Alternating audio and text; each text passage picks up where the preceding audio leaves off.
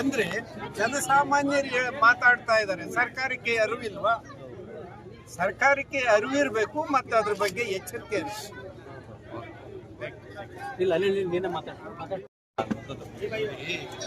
ಒಂದು ಸತ್ಯ ಹೇಳ್ಬೇಕಂದ್ರೆ, ನಾನು ಹಾಸನ ಜಿಲ್ಲೆ, ಅಲ್ಲಿ ಕಾಡ್ಮನೆ ಎಸ್ಟೇಟ್ ಅಂತ ಇದೆ. 12,000 ಎಕರೆ ಭೂಮಿಗೆ ಕಾಂಪೌಂಡ್ ಹಾಕೊಂಡು ಅವ್ರ ಹತ್ರ ಇರೋದು 4,000 ಎಕರೆಗೆ ಪಾಣಿ ಅಷ್ಟೇ ಇರೋದು. ಇನ್ನು ಉಳಿದ ಭೂಮಿಗೆ ಹೆಂಗ್ ಹಾಕೊಂಡವ್ರೆ? ಇಲ್ಲಿ ಬಂದು ಯಾರೋ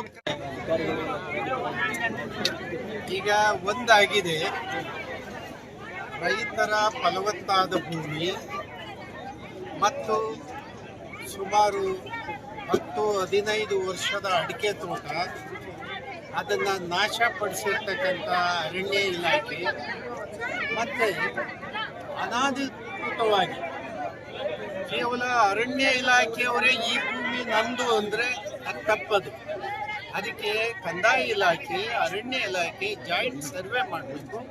ಯಾವ ಭೂಮಿ ಅವ್ರಿಗೆ ಸಂಬಂಧ, ಯಾವ ಭೂಮಿ ಸಂಬಂಧ ಇಲ್ಲ ಅನ್ನೋದನ್ನ ಎರಡೂ ಇಲಾಖೆಗಳು ತೀರ್ಮಾನಕ್ಕೆ ಬರಬೇಕು.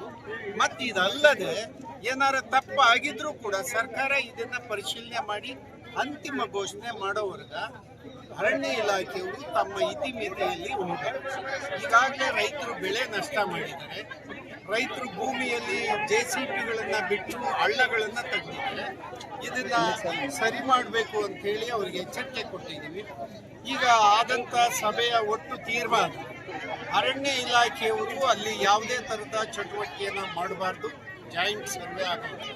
ರೈತರು ತಮ್ಮ ಕೃಷಿಯನ್ನು ಮುಂದುವರಿಸ್ತಕ್ಕಂಥದ್ದು ಅವ್ರು ಮಾಡಬೇಕಂತ ಹೇಳಿ ಈ ಸಭೆಯಲ್ಲಿ ನಿರ್ದೇಶನ ಕೊಟ್ಟಿದ್ದಾರೆ.